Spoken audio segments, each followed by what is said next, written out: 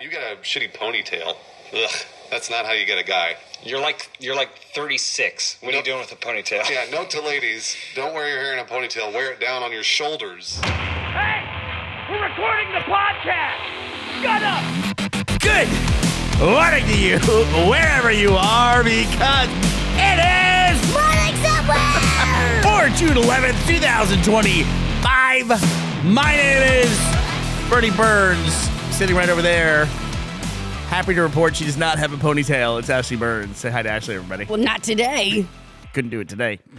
Actually, a really relevant clip to some things going on in the world. But first, Ashley, we have some housekeeping. We have to talk about some things that are going on in our little corner of the internet. We interrupt this program to bring you a special report. The Grifball playdate. Grifball. I played some Grifball last night. Yeah, I know you wanted to. I saw you downloading the update, making sure that everything's like ready to go. Look at you being all prepared. You get into some Grifball, having some fun, bashing some heads, rocking some matches, throwing some other matches just to give the other guys a chance. Proud to say that I had my wife watch as I played in the Halo 3 playlist, which I didn't even know was a thing.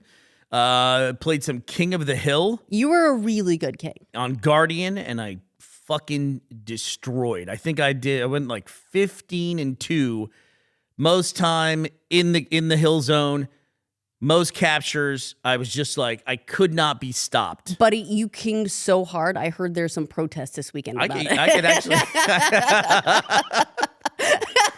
Hilarious. Yeah. We'll get to some correlations between what we're talking about with video games and everything that's going on in the world in a moment. But yeah, she heard you like you were making impressed noises behind me. Yeah, you were actually like legitimately impressed. And then you watched me play One Bomb Assault on High Ground. Yeah, no, that one cooled me off. Big time. I went 1-17 in my next one. That is exactly the kind of Halo player I have been my entire life. We did after the most I ever played was Halo 2. And we looked at our lifetime stats on Bungie.net at one point. Were you like dead even? Dude, I was such a 1-to-1 player, like 1 kill per death across my entire Halo career, that over the thousands of games I played of Halo 2 multiplayer that kept all of your stats, I literally had something like 25,010 kills and 25,000 deaths. I was within... You're positive. I was positive by like 0.0001%. Doesn't matter. You were positive. I am like the world's most consistent, like even across like just 2 matches, I go 15-2, and then the next one I got to go 1-17. Here's a good thing though, is like that's like you are the guy that someone can draft into their team if they just need to fill a spot. They don't need you to have a positive impact. They don't need you to have a negative impact, right? You just need to hold the line. That's it, man. That's it. But the problem is, in any given match, I could go 1-17. Right? Yeah, I guess it is a bit of a roll of the dice, isn't it? But that's also a useful role because you got to blame somebody too when shit goes wrong. You got to point it to the tape. So Grifball playdate. So Grifball is now active right now in the playlist. So cool to see it back. We were gonna play tonight. We are gonna play tonight, but then we realized it's a weeknight, and the whole premise of this goddamn show is that we can have a morning show and record it at noon for us. And so that comes out like super early in the morning for people in the U.S. Like 4 a.m. in Los Angeles. And so tonight we're going to play tonight at 9 o'clock. British summertime. Whatever we are. Here's what we're going to do. Are we like UTC? What are we? I think we're off UTC by 1 right now because we're British summertime. Yeah. Daylight savings throws everything off. So here's what we're going to do. We're going to go and we're going to look up one of those fancy like countdown apps, okay? We're going to make a thread in the subreddit, the Morning Somewhere subreddit, r/Morning Somewhere, and we will make a thread for this play date. We'll probably do something like this on the weekend as well. But for this specific play date, we'll make a thread. If you want to participate, throw your gamer tag in there, add all the other people who've thrown their gamer tags in there, make some friends, and we'll have a countdown in there that says exactly when we'll be starting. Yeah. This used to be, if you hear like the pausing and the stuttering in our voices as we're talking about this, this is like old school internet people. We have trauma from this because you would try to communicate things to people in the early internet as to what time it's like, for instance, what time an episode of Red versus Blue season 1 is coming out. It's coming out at 5 p.m. Central. The moment you put a time on the internet, the comments just get filled with, what time is that in my time zone? They don't even tell you what their time zone is. What is that for me? What is that where I am? Communicating times to people was so fucking impossible. This is the real use of ChatGPT, right? Go ask ChatGPT what time it is for you. Okay, stick around. If you're a patron of the Patreon, stick around at the end of this episode. There'll be an extended version for you. There's something I need to kind of talk about regarding AI as well. I'm just curious about it. We'll talk about it publicly as well, but something has come up within our community, and I think it's important to discuss it. And we'll also talk about some beta test stuff. Yes. So the other thing you never mention online ever is a temperature. Just don't do it. Just don't ever do it. Like, oh, it's 90 degrees where I live. It's super hot. You will just be bombarded with people who apparently live on the goddamn surface of the sun. Going, it's not that hot. And you think 90 degrees is hot? Oh my God. I just climbed out of my fucking oven after being in there doing my homework. It's the same thing with the cold temperatures. You're like, wow, it's really chilly today. Any temperature. You don't know cold. Any temperature. Yeah, it's like even, it's like, oh, it's nice. It's room temperature 70. 70! I'm 72 in my room. This is when everyone on the internet becomes a dad in charge of the thermostat. I just think it's something that everyone can relate to at any age. You know, everyone has an opinion of the goddamn temperature. It's also it's also like sports. It's a really low stakes thing to just argue about for absolutely no reason. I love low stakes arguments on the internet. It's fucking great. I love it. I love it. So we're going to play at 9:00 tonight, but it's going to be kind of an informal, just get in and play. And hopefully there will be like a continuous enough experience.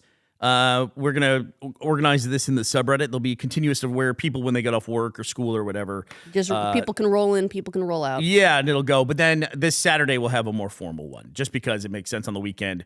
If we do it at 9:00 our time, and that's 3:00 in Austin, for instance, that's something that's a little bit more manageable. So Right. We'll have the more official, actually a formal play date. We're going to have a formal play date of everyone playing Grifball. And I hope everyone needs to wear formal wear. You don't need to do that. No, wear your best armor skin that you've got. Also, after my experience of playing, everybody needs a little bit of warm-up time, I think. The hammers are a little bit different in Halo Infinite than I remember them being back in Halo 3. Still good to be back. But, dude, I looked it up. Because I thought, because I was even talking to someone at Halo Studios about Grifball in general. And I was saying, back when we made the original map in, what was that, like 10 years ago? No. It was 2008. 2008. So, yeah, 10 years ago. Crazy. Almost exactly 10 years ago. It's so long ago you have to put the and after the 2000. 2008. What was that? Like, you don't say 2025. 2012. Yeah, you just need that extra syllable. Hold on, when did we drop it? 2012, 2013. I'm going to say we dropped it 2013. I would say 2012.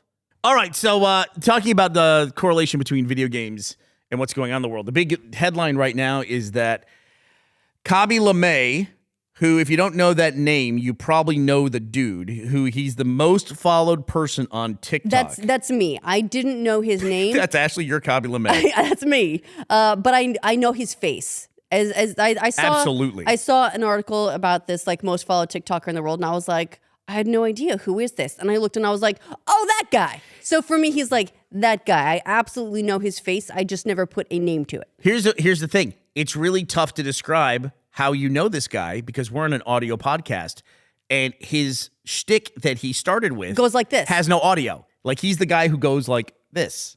How does that demonstrate for you, everybody? Like, he would watch a life hack, and then he would show how to do the life hack easier. Right, like the shrug the shoulders, like that. Like, are you serious? Like, this is ridiculous. Arms, and then he would go and do the thing in a way that is actually simple, right? So his whole thing was, I guess, he rose to prominence, as one might say, by lambasting silly life hacks, and they went everywhere. Like, I feel like everyone has seen these. It took off like a rocket, and I have clearly, because he's the most followed person on TikTok, and we have seen now the iteration of people trying to mimic that success. Khaby Lame, who is a Senegalese-born influencer, currently a citizen of Italy. It says he was detained by ICE on his way out of the country, which, of course, you can understand why this would be an enormously inflammatory headline. But the more you read the article, it just kind of sounds like a normal thing. He had a visa. But it doesn't. So you're right. It's weird, and I assume that there's like lots of like fiddly little bureaucratic details because he was. So he came in at the end of April, and Italian citizens have 90 days in the U.S. without needing a visa. It has not been 90 days. So you say, why would they detain him for overstaying his visa? It hasn't been 90 days. So there's a lot of stuff that must be under the hood, as it were, or they're just detaining people. But why detain someone who's already leaving? That's why I brought up the Hugo Boss thing. If he went to the Met Gala, I know a lot of people think that all these events, when people go and they're on the red carpet or whatever, it's like, who are you wearing and everything. Even that question, all of that is product placement. All of those are sometimes paid. Like if you see anything that happens in front of a camera, there's a pretty good chance it's a paid opportunity. Someone is paying someone somewhere. Right. They point a camera at somebody. That person's probably got an opportunity at least to be making money from it. So I'm just going to, pure conjecture on my part, I'm assuming that his visa was work-related. Work-related visas are different than just normal tourism visas where you can just enter the country. Once you're entering the country to work or earn money, all bets are off at that point. And it can be very structured. And so even though he was within the 90 days of a typical Italian citizen's visa, he probably had special stipulations. It sounds like he had it. It sounds like he overstayed it, which is a big fucking deal. It sounds like ICE detained him and then let him go without, specifically it says here, without a deportation order, which is good for everybody because if he got a deportation order, he would have been banned from entering the U.S. for a certain amount of time. I know this from personal experience because somebody that I know was entering the U.S. They were asked at the border, why are you going to the U.S.? And they made the simple statement of, I'm going to visit some people that I work with. They interpret that as a work statement, and they didn't have a work-related visa and therefore ran into the bureaucratic red tape. Banned from entering the U.S. for 1 year at that time. And I'm completely anonymizing that story. I've even changed a couple small little details there. Obviously, in the current environment, I wouldn't want to bring that information out publicly on anyone else's behalf. And it's amazing roll of the dice, too, because then you have, on the other hand, 15-year-olds who enter the country and go, I'm staying with a dude I met on the internet. Well, let's not dredge up old stuff. That's a hilarious story. Going to visit guys I met on the internet. I'm only 15. And they let him through.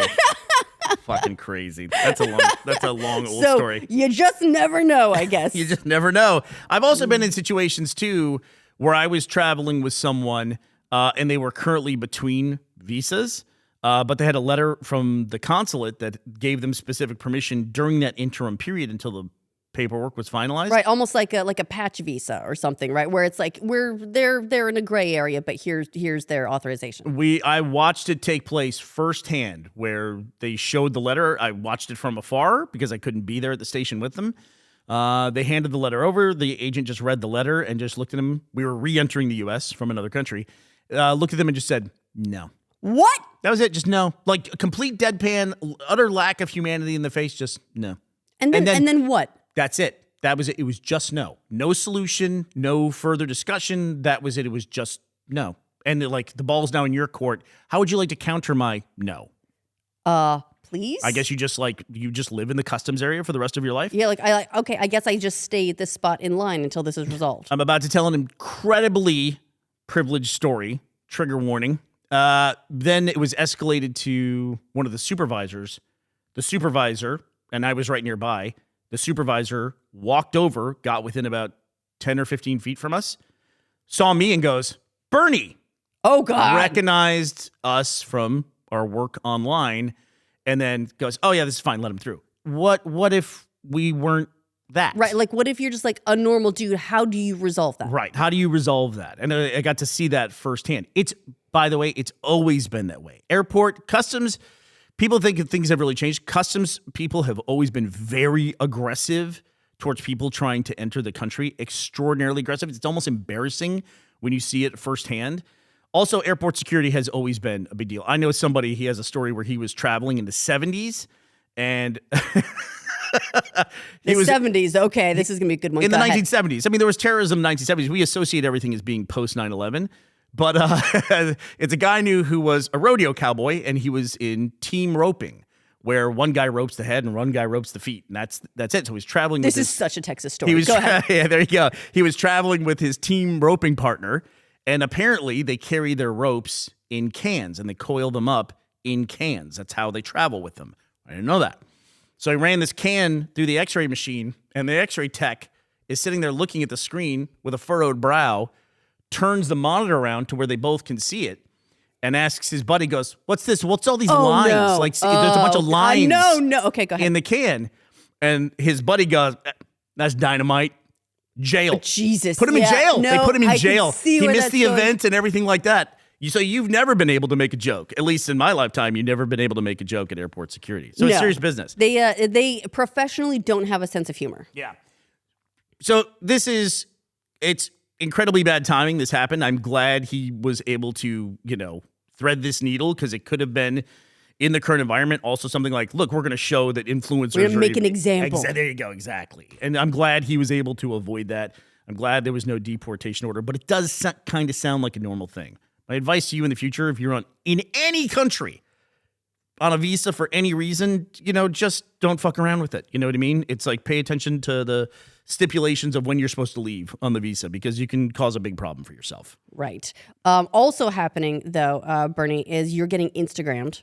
Right. So you're getting social media influenced, right? Not by Khaby Lame, but by Instagram ads. And I know that this is happening because I saw an email confirmation for an order you placed yesterday. It was pretty cool. And I saw this order come through, right? I saw the email, the receipt, like your order's on its way.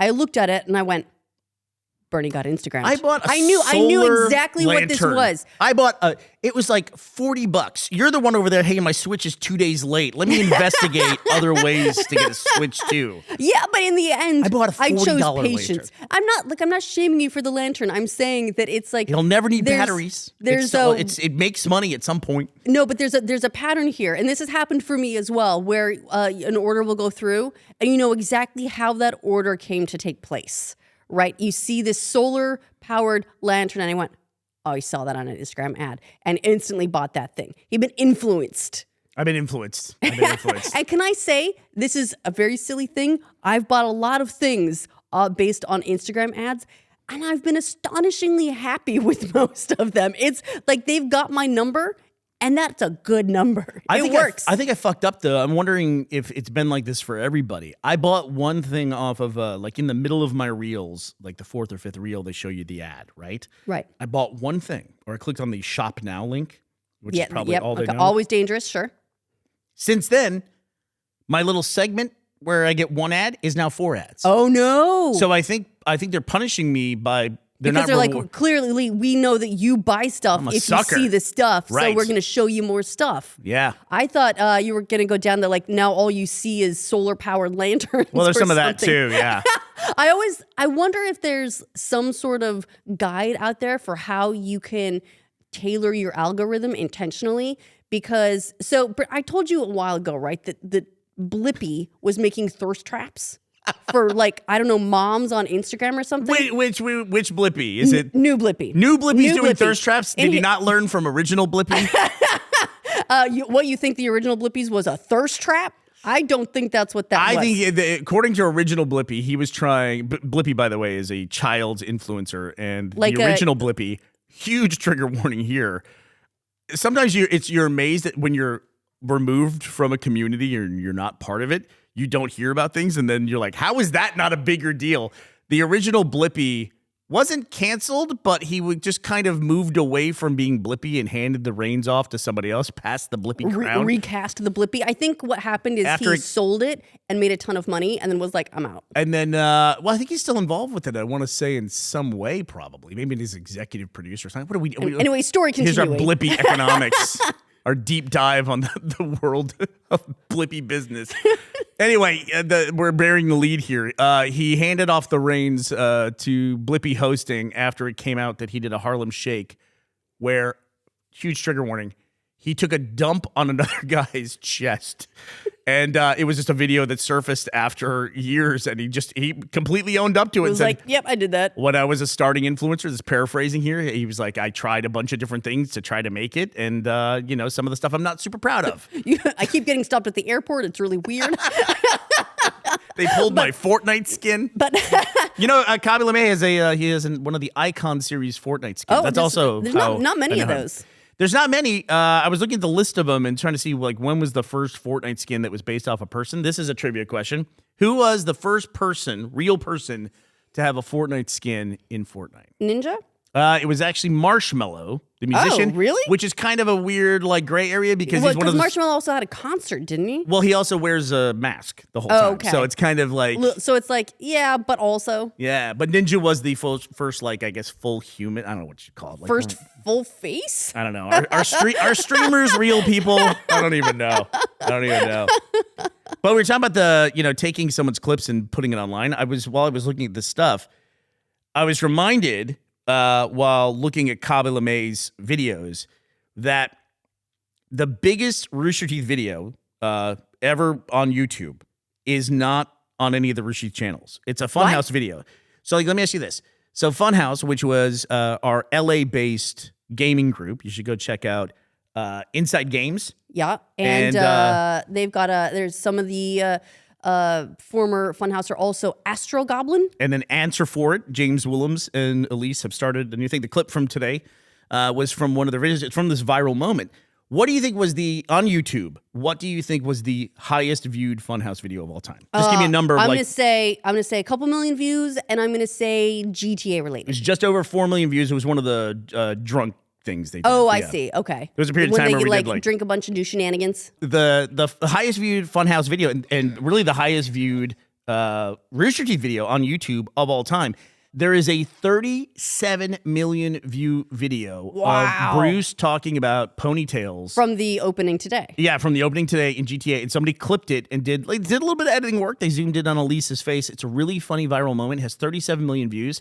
It has 10 times essentially the views of the highest viewed video on the Funhouse channel, and it's on some channel called Skylar, and that's it. Right. So someone basically took it, clipped it down, and then it went everywhere. I mean, based on your economics of YouTube and where we are and which, version of the, are we in Apocalypse 6 or whatever, a 37 million view video could be worth about $75,000 if they monetize it. I don't think they monetized it, though, which good on them. You know what I mean? Man, that's incredible. That's, Oh, speaking of algorithms and everything else, we learned something just recently. What did we learn?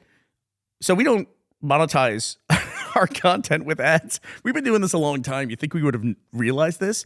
We were just talking, we wouldn't say who it was. We were just talking to someone like a partner relationship. What would you call those people that work at I'd say it's like partner relations. Yeah, you usually have someone who is at, one of the big platforms, and they occasionally give you time to talk to you about what's going on with your channel or what's going on with your show. Yeah, or you're working on something, cool. They'll talk to you, they'll consult, whatever, offer you some advice. And we made the comment that we don't put ads on our stuff, and they were like, host-read ads? And I know that we just don't put on any ads at all. And they go, oh, well, you're going to get destroyed by the algorithm. They just said it point blank. Which makes total sense, right? Of course it does. Total sense. Of course it does, because why would you surface videos that don't have any monetization on them? Well, as a platform, why would you do that? Right. Why would you waste the time surfacing something that you're not going to make anything from? Oops. But then again, it's one of those things too. It's like Ashley and I talked about it afterwards, and it's like, but if we're not monetizing, why do we care how many people also watch it? If we find new people, does that make sense? Yeah, we get into that whole discussion of it's so easy to go down that slippery slope of, oh my God, we got to get discovered by more people, to get more ads, to get more this, get more that. And it's we've already made the decision to not monetize with ads. So what do we care? I don't know. I just we talked about it for all 5 minutes, but it was more of are we making a mistake? That was the 1 in 17 round of Halo for me. It's sometimes I go 15-2, sometimes I go 1 in 17. Though, speaking of surfacing and visibility, can I point something out? Yeah, go ahead. Do you know we're 2 weeks away from the final season of Squid Game?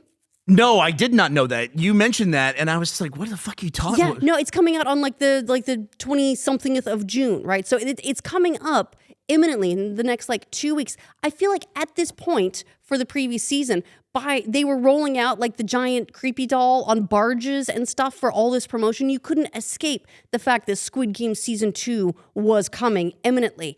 And I went and looked, and it's they put out a teaser, and recently they put out a trailer. But for the most part, there's been no talk about it.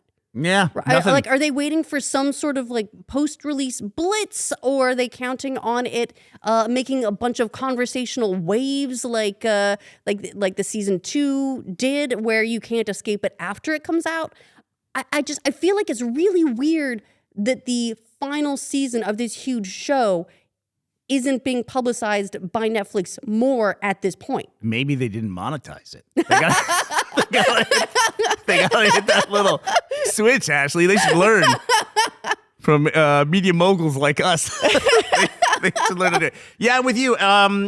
What's your analysis there? Your expert media analysis, Jinx. What do you got over there? I want to say it's like maybe they're moving on to other franchises because, this is the final season. There isn't going to be any more, so why capitalize on it? But that's not the way Netflix works, right? They have this season. They want your money for it. So, of course, they would want to promote it. It's a big deal. And it's also, I think, especially critical because season 2 ended very much as like we're now at the halfway point of the season. It was a cliffhanger and felt like very unresolved. I like that. It relies on this final season to make sense. And I think this final season is going to make the second season better in retrospect, right? When you can watch it all together and get the full, narrative flow. Yeah. Yeah. I guess it also is like maybe what was the largest pre-release ad campaign you can remember for Netflix? Like, I associate that even more so with like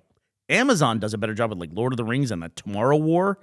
They promoted those pretty heavily before they came out. I guess, but I feel like we're 6 months out from the end of Stranger Things, and they're constantly talking about that still. Yeah, that's a good point.